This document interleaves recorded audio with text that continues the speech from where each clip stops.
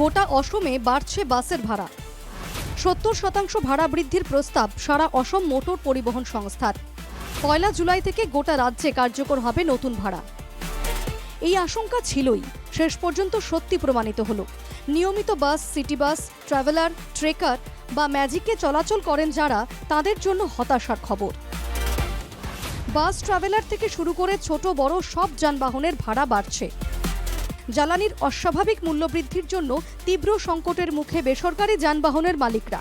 গত 6-7 বছর থেকে নিয়মিতভাবে বেড়েই যাচ্ছে জ্বালানির দাম, কিন্তু সেই তুলনায় ভাড়া বাড়েনি এতদিন। 2019-এর 20 নভেম্বর শেষবার 25% ভাড়া বাড়িয়েছিল অসম সরকার।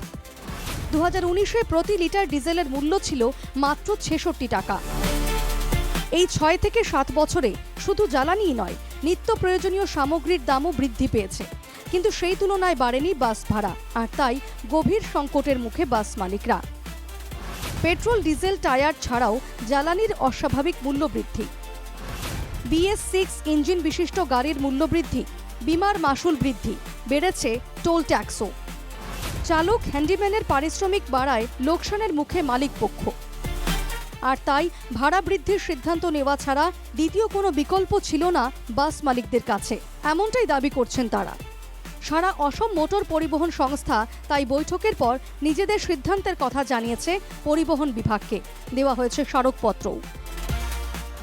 অন্তত 70% ভাড়া বৃদ্ধির প্রস্তাব মোটর পরিবহন সংস্থার। জুলাই থেকে বর্ধিত ভাড়া নেওয়ার সিদ্ধান্ত পরিবহন সংস্থার। ভাড়া বৃদ্ধির এই প্রস্তাব যাত্রীদের কাছে সহজভাবে পৌঁছে দিতে অনেক বাস মালিক নিজেদের বাসেই সেই বিজ্ঞাপন জুড়ে দিয়েছেন।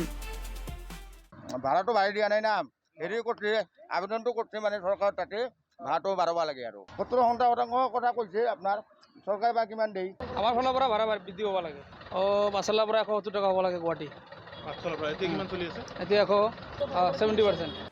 অত্যাবশ্যক সামগ্রীর অস্বাভাবিক মূল্যবৃদ্ধির পর এবার বাড়ছে বাস ভাড়াও, এবং সেটাও প্রায় দ্বিগুণ। তাই মধ্যবিত্ত নিত্য যাত্রীদের মাথায় হাত। যদিও বিষয়টি নিয়ে এখনও কোনো সিদ্ধান্তে পৌঁছয়নি পরিবহন বিভাগ। গুয়াহাটিতে সিটি বাসের ন্যূনতম ভাড়া এখন 10 টাকা, সেটা বেড়ে 20 টাকায় পৌঁছে গেলে তা খুব বেশি হয়ে যাবে, এমনটাই দাবি নিত্য চলাচলকারী যাত্রীদের।